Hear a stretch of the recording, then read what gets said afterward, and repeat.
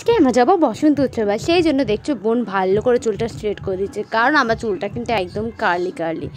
আর দেখো আমি তো একদম রেডি, আমাকে কেমন লাগছে কমেন্টে জানিও। আর দেখো তারপরে আমরা গেছিলাম পুরো বসন্ত উৎসবটা যেখানে হচ্ছে, মানে আমাদের ক্যানিং স্টেডিয়ামে। আর ঢুকে দেখলাম এত সুন্দর সাজিয়েছে না, কি বলবো, আমি তো দেখেই এত খুশি হয়ে গেছিলাম কি বলবো।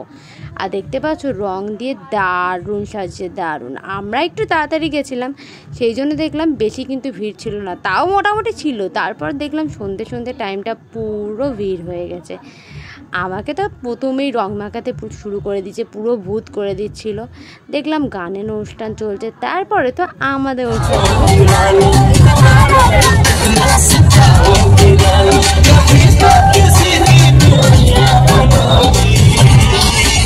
उससे शादी करोगी, उससे शादी करोगी।